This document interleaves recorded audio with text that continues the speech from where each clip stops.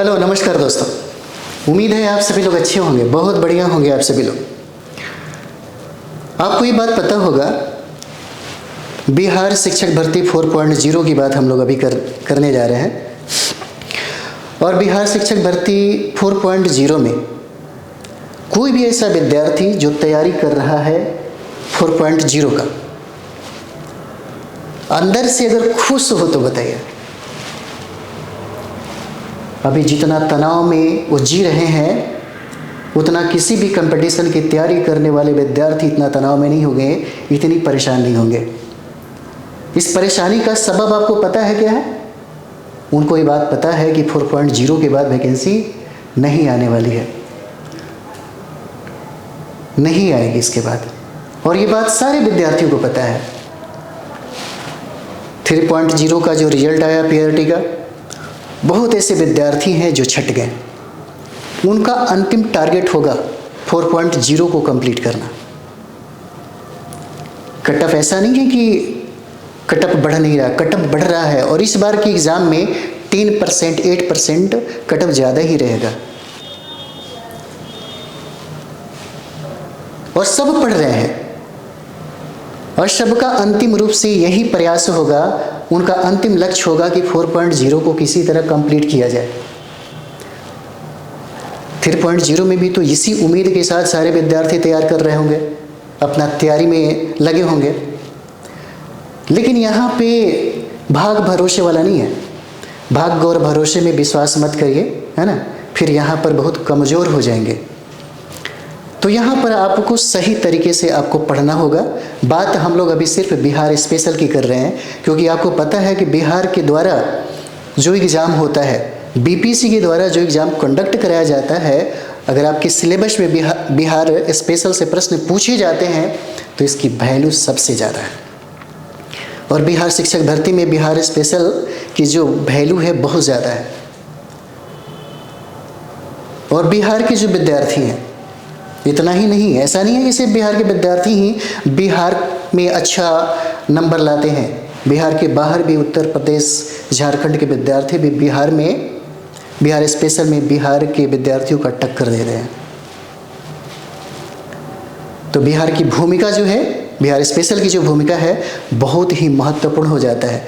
हम लोग बात यहाँ पर पढ़ाई के साथ साथ अपने स्कोर की करेंगे।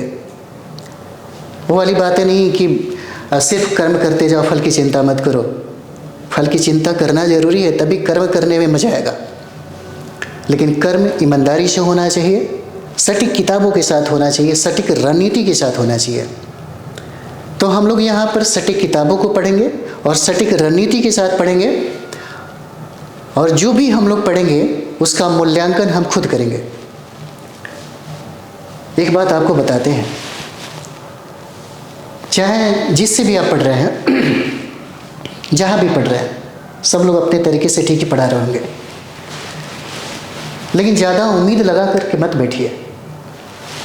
ज़्यादा उम्मीद लगा करके बैठेंगे तो फिर आप मुश्किल में पड़ जाएंगे। हमको एकदम स्पष्ट बोलने आता है, जो भी है, खास करके स्टडी को लेकर के, खास करके जब करियर की बात आती है तब।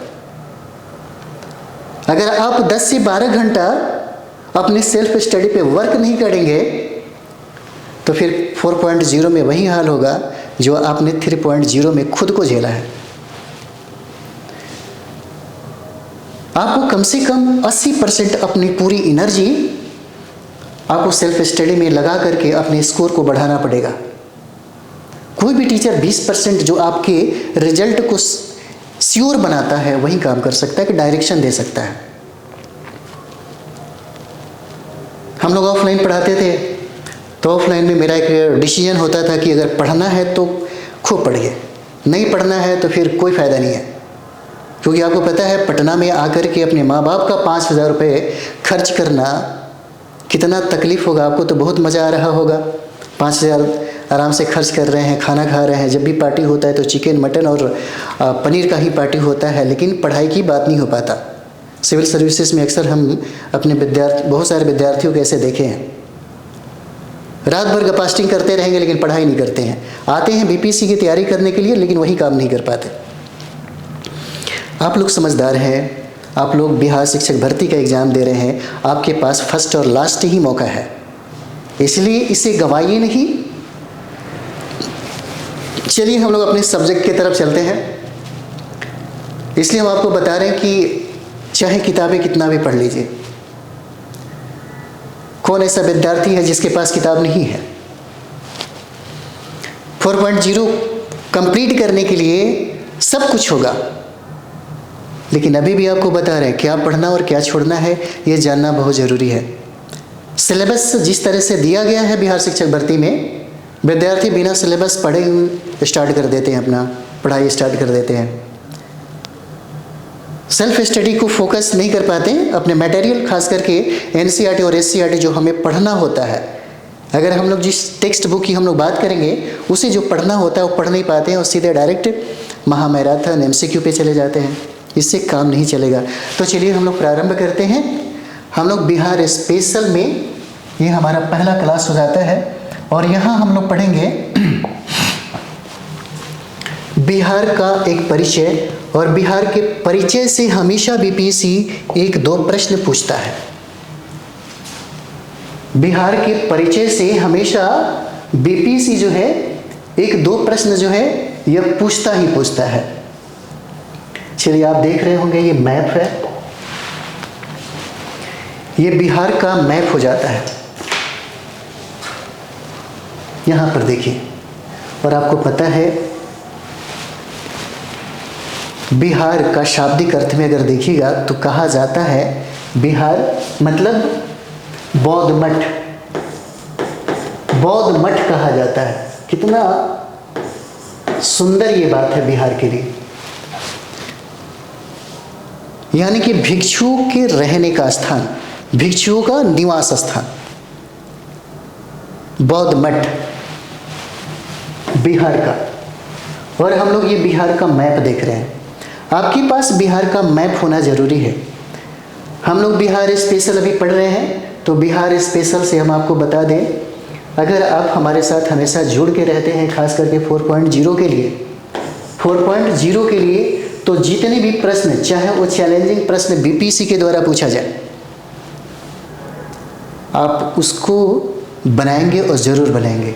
एक प्रश्न भी आपसे गलत नहीं होगा बिहार स्पेशल का, क्योंकि हमारा टारगेट है यहाँ पर एग्ज़ाम में स्कोर लाने का, ताकि आपका रिजल्ट हो। ज़्यादा ज्ञान और ज़्यादा ये सब चीज़ें हम आपको नहीं दे सकते। हम आपको ज्ञानी बिल्कुल नहीं बना सकते, हमको मतलब नहीं है, और आप हमसे जुड़े भी नहीं हैं ज्ञानी बनने के लिए। एक पीएचडी करने वाला आदमी से क्या ज्ञान अर्जित कर सकते हैं आप? क्या? तो ज्ञानी अगर बनना है तो टीचर बनिए, फिर उसके बाद बहुत सारी किताबों का अध्ययन करने के बाद आप खुद ज्ञानी बन जाएंगे। आपको यहाँ पे 4.0 को कंप्लीट करना है, और 4.0 को कंप्लीट करने के लिए जो चीज़ें होना चाहिए वो सब चीज़ें हम लोग यहाँ पर देखेंगे और काम करेंगे। 4.0 में अच्छा स्कोर आना चाहिए। अगर हम लोग बिहार स्पेशल पढ़ रहे हैं तो बिहार स्पेशल से जो भी प्रश्न बीपीएससी के द्वारा बनाया जाता है, पूछा जाता है, वो सारा प्रश्न हमसे बनना चाहिए। इतना ही बेनिफिट तो चाहिए, इससे ज़्यादा क्या चाहिए? इससे ज़्यादा तो खुद आप अपने विद्यार्थियों को जाकर के उसका भविष्य बनाएंगे। बहुत ताकत है आप लोगों में, आप शिक्षक बनने जा रहे हैं। शिक्षक का स्थान हमारे इस भारत में आपको पता होगा, ईश्वर के बाद दूसरा स्थान आता है। सोचिए, दुनिया के लोग किसी पे भरोसा करे या न करे, लेकिन शिक्षक पे बहुत ज़्यादा भरोसा करता है। आप सोच के देखिए, आप ही के द्वारा एक ऐसे चीज़ों का निर्माण होता है, लोगों का भविष्य का निर्माण आप करते हैं, तो फिर आपको भी थोड़ा स्टडी करना पड़ेगा, है ना। चलिए आगे हम लोग यहाँ पर देखते हैं। इस बिहार स्पेशल को कंप्लीट करने के लिए आपके पास जो सोर्स चाहिए, पहले उस पर बात करते हैं, फिर हम लोग अपने क्लास पे बात करेंगे। सबसे पहला, आपके पास बिहार का एक मैप होना जरूरी है। मैप लीजिए एक बिहार का, क्योंकि बिहार के मैप से भी आपकी ज्योग्राफी तैयार हो जाएगा, बिहार के मैप से ही पॉलिटी तैयार हो जाएगा, बिहार के मैप से ही आपका इकोनॉमिक्स भी तैयार होता है। और बिहार के मैप अगर आप देख रहे हैं तो जो हम लोग इंडस्ट्री, उद्योग, एग्रीकल्चर, जनसंख्या, ये वन रिपोर्ट, ये सब चीज़ें जो हम लोग देखते हैं वो सारा का सारा कंप्लीट हो जाएगा। इतना ताकत है आपके मैप में। उसके बाद ज्योग्राफी से जो पॉलिटिकल जो पूछा जाता है वो कभी गड़बड़ हो ही नहीं सकता। इसलिए मैप यानी कि ये जो बिहार है, बिहार में जो हम लोग 38 जिला जो देख रहे हैं, इस 38 जिला को इस तरीके से देखिए ताकि आपकी लोकेशन में ये इंडिकेट करने की क्षमता आपके अंदर हो जाए। इसलिए सबसे पहली बात आपके पास मैप होना ज़रूरी है। 5-10 रुपये में मिलता है। 5 रुपये मार्केट में जाएंगे, है ना, थोड़ा सा बड़ा में देखेंगे 10, 15, 20 रुपये बहुत हो गया, इतना में आपका मैप मिल जाएगा। जहाँ पर आप पढ़ाई कर रहे हैं वहाँ दीवार पे चिपकाइए और रोज़ देखिए, है ना। रोज़ देखने से बहुत सारा चीज़ें हो जाता है। जैसे मानते हैं कि अगर आपको कैटरीना कैफ को ही अगर याद करना हो, है ना, बहुत सारी ऐसी हीरोइन है, बहुत सारे अमिताभ बच्चन हो गए, सैफ अली खान हो गए, है ना, सनी लियोन वगैरह, ये सब जितनी भी स्टार जो एक्ट्रेस है, क्या हम लोग रट के थोड़े याद करते? देखते देखते हमारे दिमाग में एक इमेज बन जाता है। जैसे ही नज़र आता है हम पहचान जाते हैं कि अच्छा ये कैटरीना कैफ है। इसका वैल्यू है। आजकल जो लोग हैं सुनने से ज़्यादा देखना पसंद करते हैं। तो देखिए, हमारी ये तैयारी जो है गधों की तरह नहीं होना चाहिए कि बस बैठ गए और किताबी कीड़ा बनने से आप आज के ज़माना में सफल नहीं हो सकते। आज के ज़माना में सफल होने के लिए आपको खुद स्मार्ट बनना पड़ेगा। आप अपने तकनीकी और रणनीति में थोड़ा सा अंतर लाना पड़ेगा। अगर इतना सब कुछ है तो फिर रिजल्ट आपके हाथों में है। बहुत बड़ी बात नहीं है रिजल्ट लाना, बस रिजल्ट भी सब लोग वही करते हैं। आप ज़रा सोच के देखिएगा, जो सफल हैं और जो असफल हैं उनमें ज़मीन आसमान का अंतर नहीं होता। कभी कभी आप ये भी देखते हैं कि आपसे कमज़ोर विद्यार्थी फाइटर हो जाता है और आप देखते रह जाते हैं। पता है क्यों? कि वह डेली जो है ना, डेली जो है 10 घंटा पढ़ता है, किसी भी हालत में 10 घंटा पढ़ता है।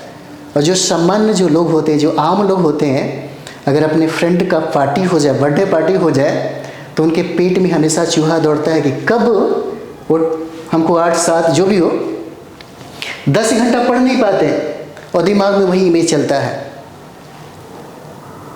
अगर प्रेम मोहब्बत की अगर बात हो जाए, अगर बात हो 5 मिनट तो सोचते हैं 5 घंटा। दोनों में कोई खास अंतर नहीं है। जो सफल लोग होते हैं सब कुछ करने के बाद ये 10 घंटा पढ़ते हैं, ये उनकी आदत सबसे बेहतर है। सफल लोगों में कुछ खास आदत होता है, क्योंकि 10 घंटा वो बैठते हैं, आपसे होता ही नहीं है।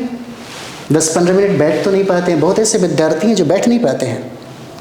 और अभी का जो टाइम है, अभी सर्दी का समय है, ठंडा का समय है।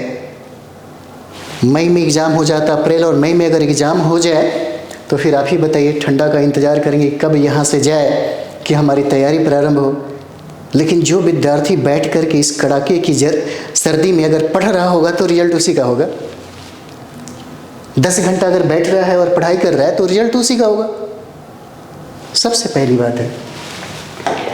तो ये सब चीज़ें आपको अपनाना होगा, है ना। बहुत ऐसी बात नहीं है आप बैठ करके दिन भर ऐसे ही गपास्टिंग में किसी ऐसे ही आप टाइम बर्बाद कर देते होंगे। लेकिन आप खुद से पूछिए, क्या हम 10 घंटा टाइम डेली दे पाते हैं? 10 घंटा अगर 1 साल तक कोई पढ़ ले अच्छे तरीके से तो यूपीएससी का फाइटर हो जाता है ना, आईएएस बन जाता है। इस 10 घंटों में इतना पावर है, इतना ताकत है। फिर बिहार शिक्षक भर्ती में 1 सीट क्यों नहीं होगा? अगर आप चाहें और ना हो, ये हो नहीं सकता है। उसके बाद हम लोग जिस किताब की बात कर रहे हैं, बुक यहाँ से लीजिए। 3-4 किताबें हम आपको बताते हैं, जो भी आपको अच्छा लगे ज़रूर से पढ़िएगा। सबसे पहला इम्तियाज़ अहमद साहब का, इम्तियाज़ अहमद का बुक खरीदिए। दूसरा बुक है जो बीपीएससी में सिविल सर्विस में हम लोग पढ़ा करते थे, विवाश पनोरमा का सारा प्रश्न जो है विवाश पनोरमा से ही सिविल सर्विस में बिहार स्पेशल से पूछा करता था। पतली सी किताब थी, आजकल तो नहीं आ रही है। और तीसरी जो किताबें हैं वह हो जाता है बिहार लुसेंट का, बिहार लुसेंट का हो जाएगा। उसके बाद जो घटना चक्र में, जो घटना चक्र का जो पूर्वावलोकन है, पूर्वावलोकन, उसमें बिहार स्पेशल देखिए, बिहार स्पेशल। और सबसे जरूरी है 1.0, 2.0, फिर 0.0 और री एग्जाम। री एग्जाम में जितने भी प्रश्न बिहार स्पेशल से पूछे गए हैं उसको एक बार जरूर देखिए, तब जाकर के आपको लगेगा कि अब हम सही किताब के साथ सही डायरेक्शन में काम कर रहे हैं। जीतने के लिए आपका जो मन है ना, जीतना बहुत ज़रूरी है। मन के जीते जीत और मन के हारे हार, आपका जीतना बहुत ज़रूरी है। जब मन हार जाएगा तो कितना भी ताकत क्यों ना हो, आप हार ही जाइएगा। तो ये बहुत ज़रूरी है। अगर आपके पास ये सब चीज़ें हैं, कोई भी एक किताब ले लीजिए। यहाँ पे इनका इम्तियाज़ अहमद साहब का MCQ भी आता है, मेरे ख्याल से 100 रुपये मिलेंगे। सारे टॉपिक बाय टॉपिक आपको यहाँ से मिल जाते हैं। बिहार का इतिहास मिलेगा, बिहार का ज्योग्राफी मिलेगा, बिहार का पॉलिटी मिलेगा, बिहार का इकोनॉमिक्स मिलेगा, मिसलेनियस भी मिलेगा, कुछ करेंट अफेयर्स के डाटा भी यहाँ से आपको मिल जाएगा। तो ये सारा चीज़ें हैं। इतना अगर हम लोग कर लेते हैं और सही तरीके से अपने क्लास को डेली बाय डेली अगर हम लोग पढ़ लेते हैं तो निश्चित तौर पे अगर यहाँ से 10 प्रश्न पूछता है तो गलती से एक प्रश्न जो है वही आपसे मिस होगा। जहाँ तक मुझे लगता है यहाँ से आपका गलत नहीं होना चाहिए, बिल्कुल नहीं होना चाहिए गलत। गलती करिएगा तो फिर गड़बड़ हो जाएगा। गलती करना ही नहीं है हमको यहाँ से, है ना। और उसके बाद हम लोग बात करेंगे रणनीति पे। रणनीति ज़्यादा मायने रखता है। सफल होने के लिए लाइफ में डिसिप्लिन का होना बहुत ज़रूरी है। पढ़ाई तो सब कोई कर रहा है, सब किसी के पास किताबें होगा, आपसे बढ़िया किताब किसी के पास होगा, फिर भी वो फाइट नहीं कर पाता। आप कम मटेरियल और कम किताब पढ़ करके ही फाइटर हो जाते हैं, उनके पास किताबों का संग्रह होता है, फिर भी वो फाइट नहीं कर पाते हैं। क्या, चलिए, तो हम लोग यहाँ पर देखेंगे, ये बिहार का मैप हो जाता है ना। अच्छे तरीके से देखिए, यहाँ से प्रश्न पूछे जाते हैं। बाकी हम लोग फिर से स्टार्ट करेंगे यहाँ से। तो देखिए, ये जो बिहार है, तो बिहार का ये अगर हम लोग डायरेक्शन की बात करें, है ना, तो आप यहाँ पे देखिए, ये डायरेक्शन की हम लोग बात करें तो डायरेक्शन आपने रीजनिंग में पढ़ा ही होगा। ये हो जाएगा नॉर्थ और ये हो जाएगा साउथ, है ना, साउथ हो जाएगा। और ये हो जाता है ईस्ट, यानी कि पूर्व, और ये हो जाता है वेस्ट। बहुत बार प्रश्न पूछा हुआ है कि बिहार के उत्तर में कौन सा कंट्री है। बिहार की सीमा 3 राज्यों के साथ साझा करती है, सटती है। और बिहार का जो सीमा है, यह सीमा इंटरनेशनल बाउंड्री हो जाता है। नेपाल के साथ जो सीमा साझा करता है यहाँ पर बिहार के 7 जिले जो है नेपाल के साथ सटता है, जो बार बार बीपीएससी ने यहाँ से प्रश्न पूछा है, यहीं से पूछा है, बार बार प्रश्न पूछा है। विगत 10 वर्षों में जितने भी एग्जाम हुए हैं बीपीएससी में, सिविल सर्विस में, सीडीपीओ में, और बीपीएससी के द्वारा जितने भी एग्जाम कंडक्ट कराए गए हैं, आप प्रश्न उठा करके देखिए, यहीं से प्रश्न उठा करके बिहार शिक्षक भर्ती में पूछा गया। तो बिहार के उत्तर में ये नेपाल हो जाएगा, है ना, देख लीजिए, नेपाल हो जाता है, ठीक। बिहार के दक्षिण में हम लोग जाएंगे तो ये हो जाएगा झारखंड। यहाँ पर झारखंड है, और झारखंड से बिहार का, यानी कि बिहार का जो सीमा है झारखंड से सटता है, यह जिलों की संख्या 8 हो जाता है। 8 जिला सीमा साझा करता है झारखंड के साथ। और इसके ईस्ट में देखिए, यहाँ पर पश्चिम बंगाल हो जाएगा, पश्चिम बंगाल हो जाएगा। और इसके पश्चिम में उत्तर प्रदेश हो जाएगा, ठीक, उत्तर प्रदेश है। यही चौसा से ही ये जो गंगा नदी है बिहार में प्रवेश करती है। और ये गंगा नदी बिहार को 2 भागों में डिवाइड करती है, 2 भागों में। ये जो गंगा नदी है यहाँ पे जो देख रहे हैं, यही गंगा नदी बिहार को 2 भागों में बांटती है, बिहार को 2 भागों में बांटती है। ये हो जाएगा जो हम लोग अभी देख रहे हैं, ये हो जाएगा उत्तरी बिहार। और उत्तरी बिहार में एक प्रमुख समस्या है, बिहार की सबसे बड़ी प्रमुख समस्या है उत्तरी बिहार में बाढ़ की समस्या, बाढ़ की समस्या। और यहाँ से जो हम लोग देख रहे हैं गंगा के जितने दक्षिण वाला जो भाग है, ये सब इसको हम लोग दक्षिण बिहार बोलते हैं, दक्षिणी बिहार बोलते हैं। और यहाँ पर भी एक प्रमुख समस्या है, कहीं पानी से लबालब है तो कहीं पानी के बिना लोग मर रहे हैं। यहाँ पर सूखा की समस्या है, यहाँ पर क्या है, सूखा की समस्या है। यानी कि उत्तर बिहार में हम लोग जब जाएंगे यहाँ पर, तो यहाँ पर प्रमुख समस्या बाढ़ का है और दक्षिण बिहार में सूखा का समस्या है। अब यहाँ पर हम लोग देख लें, ये जो उत्तर और दक्षिण की जो लंबाई है, यानी कि बिहार में पूछा जा सकता है, उत्तर दक्षिण की जो लंबाई है 345 किलोमीटर है। उत्तर दक्षिण की जो लंबाई है, इसका लंबाई बिहार का वह 345 किलोमीटर हो जाएगा, 345 किलोमीटर। और यहाँ से हम लोग पूरब से पश्चिम की अगर हम लोग लंबाई यहाँ पर देखें तो ये हो जाएगा हमारा 483 किलोमीटर हो जाता है, 483 किलोमीटर हो जाएगा। अगर हम लोग क्षेत्रफल की बात करें तो क्षेत्रफल के दृष्टिकोण से बिहार का स्थान है ना 13वां हो जाएगा, 13वां राज्य हो जाता है क्षेत्रफल के दृष्टिकोण से। और क्षेत्रफल के दृष्टिकोण से बहुत बार ये सवाल पूछा हुआ है।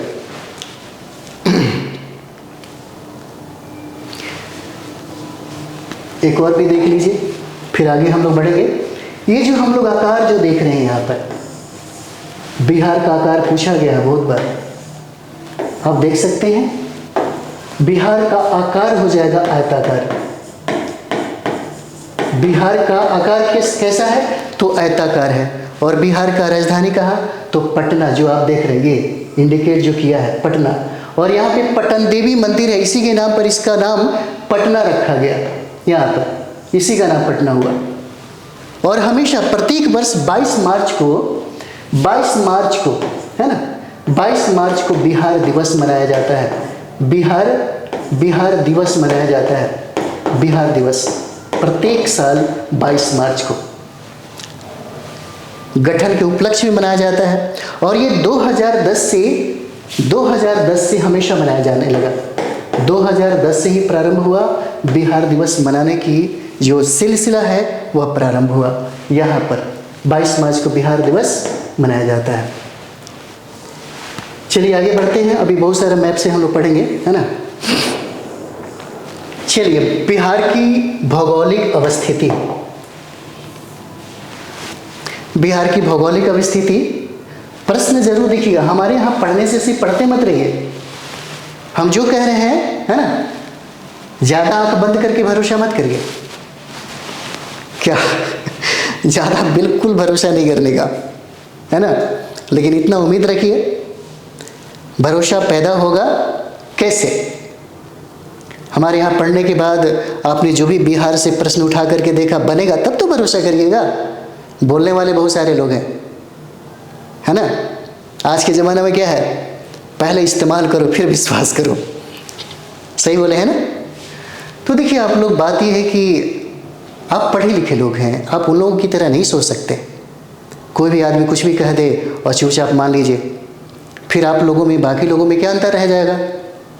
आप टीचर बनने जा रहे हैं, आप शिक्षक बनने जा रहे हैं, और पता अमेरिका में शिक्षकों की वैल्यू आईएएस से ज़्यादा है। भारत में ऐसा नहीं है। भारत में जब आईएएस रास्ते से जाएगा तो लोगों को लगता है वाह क्या रुतबा है, आईपीएस जब जाएगा तो वाह क्या रुतबा है। अमेरिका में जब प्रोफेसर निकलता है तो उसकी रुतबा देखी जाती है, एजुकेशन। वहाँ पे सबसे ज़्यादा इसका मूल्य है शिक्षा का। हमारे भारत में ऐसा शिक्षा का है नहीं। हम लोग तो पढ़ रहे हैं ताकि हमारा नौकरी हो जाए, हम लोग ज्ञान के लिए थोड़े पढ़ रहे हैं, है ना। चलिए, हमारा यहाँ स्कोर की बात होना चाहिए, स्कोर हमारा सबसे ज़्यादा होना चाहिए। ये हमारा फर्स्ट और लास्ट है, नहीं पता आएगा वैकेंसी कि नहीं आएगा, लेकिन 4.0 आपका जनवरी में आ रहा है। और आपका एग्ज़ाम का भी जो बात अभी चल रहा है, अप्रैल और मई में एग्ज़ाम कंडक्ट कराने की जो बात चल रही है, आपके पास टाइम नहीं है।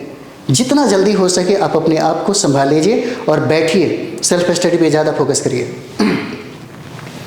बिहार का अक्षांशीय विस्तार पूछा हुआ है और देशांतरीय विस्तार पूछा हुआ है। यानी कि बिहार की जो भौगोलिक अवस्थिति है, बीपीएससी एक बार नहीं, अगर आप देखिएगा 32वीं से लेकर के 69वीं तक अगर देखिएगा तो 10 बार पूछा होगा। ये प्रश्न जो है बार बार रिपीट किया गया है, रिपीट किया गया है।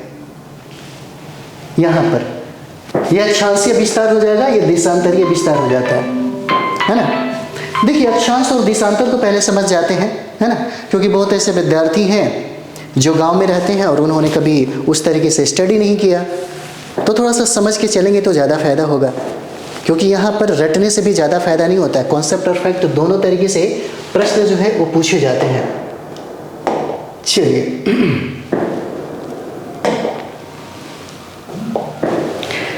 सबसे पहले हम लोग यहाँ पर, एक मिनट, चलिए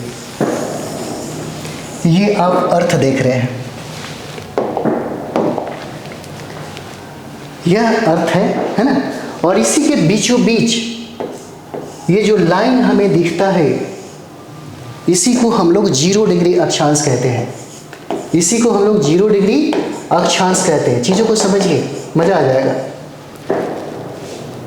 और इसी लाइन को ही हम लोग इक्वेटर भी कहते हैं, इक्वेटर भी कहते हैं, और इसी लाइन को हम लोग विषुवत रेखा भी कहते हैं, विषुवत रेखा भी कहते हैं इसी को, ठीक। यानी कि ईस्ट पोल से वेस्ट पोल की मिलाने वाली रेखा को हम लोग क्या करें, अक्षांश कह रहे हैं। ये सारा क्या है, यहाँ पे हम लोग जो भी देख रहे हैं ईस्ट और वेस्ट पोल की मिलाने वाली जितनी भी रेखाएं हैं ये क्या है, अक्षांश हो जाता है। और यहीं पर जब हम लोग नॉर्थ में जाएंगे, यहाँ पर पिन चेंज कर लिया जाए, ठीक रहेगा। यहाँ पर देखिए ये जो 23.5 डिग्री जो हमें दिख रहा है यहाँ पे 23.5 डिग्री, इसी को हम लोग कर्क रेखा कहते हैं, कर्क रेखा। और यही कर्क रेखा आपके भारत को 2 भागों में डिवाइड करता है, ठीक। और यहाँ पर ईस्ट और वेस्ट ये जो हम लोग देख रहे हैं ये हमारा क्या है, अक्षांश है। और जब हम लोग 0 डिग्री अक्षांश से जब दक्षिण में आते हैं, दक्षिण में यहाँ पर, तो ये जो 23.5 डिग्री का जो हम लोग ये रेखा देख रहे हैं 23.5 डिग्री का, इस रेखा को हम लोग मकर रेखा कहते हैं, है ना, इसी को हम लोग मकर रेखा कहते हैं। अब यहाँ पर है ये नॉर्थ पोल से साउथ पोल की मिलाने वाली जो रेखा हम लोग अभी देख रहे हैं, इसी को हम लोग क्या कहते हैं, देशांतर कहते हैं, है ना, इसी को हम लोग देशांतर कहते हैं। जैसे आप देख सकते हैं क्या,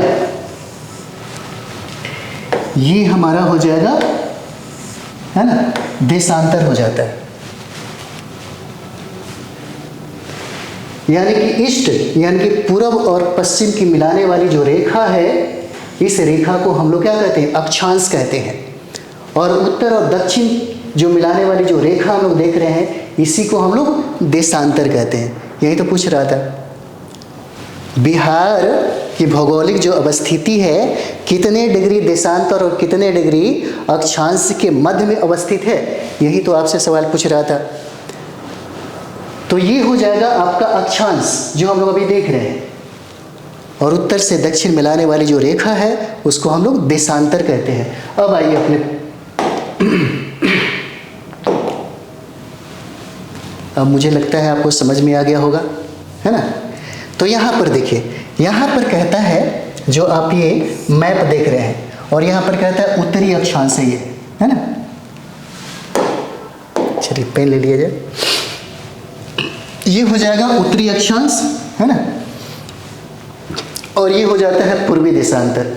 यानी कि उत्तरी अक्षांश और पूर्वी देशांतर के मध्य में बिहार की अवस्थिति है। तो अक्षांशीय विस्तार कितना से कितना तक, तो ये याद रखना बहुत जरूरी है, अक्षांशीय विस्तार हो जाएगा, है ना। अब यहाँ पर एक चीज देख लीजिए, यहाँ पर लिखता है 24 और ये इस तरह से दिया हुआ है ना, और यहाँ पे 20 और 1 कॉमा दिया हुआ है, और 10 और डबल कॉमा दिया हुआ है, इसको भी देख लीजिए। तो ये हो जाता है डिग्री का, ये जो इंडिकेट किया गया है ये डिग्री का है, और एक जो कॉमा जैसे आपको दिख रहा है ये हो जाता है मिनट का, है ना। और ये जो डबल किया हुआ है ये हो जाएगा आपका सेकेंड का, है ना, सेकेंड का हो जाता है। यानी कि अक्षांशीय विस्तार जो है 24 डिग्री 20 मिनट 10 सेकेंड उत्तरी अक्षांश से लेकर के 27 डिग्री 31 मिनट और 15 सेकेंड के उत्तरी अक्षांश के मध्य में बिहार स्थित है। उसी तरीके से हम लोग देशांतर को भी याद रखेंगे। देशांतर में 83 degree 19 minute 15 second, 83 degree 19 minute 15 second पूर्वी देशांतर से 88 डिग्री 17 मिनट और 40 सेकेंड पूर्वी देशांतर के मध्य क्या है, बिहार जो है, बिहार की अवस्थिति है। याद रखिएगा, एक दो बार लिखते चलिए, एक दो बार लिख लेते हैं तो आपको कन्फर्म याद रहेगा हमेशा। देखिएगा 24 20 10 27 31 15 कौन सा अक्षांश, याद रखिए 24 20 10 27 31 15 ये अक्षांश हो गया। फिर देशांतर की बात हो तो देशांतर 83 19 15 83 19 15 और 88 17 40, इतना याद रहेगा, निश्चित तौर पे आप बना लीजिएगा, है ना। अगर इतना याद रहेगा तो निश्चित तौर पे आप बना लीजिएगा। चलिए,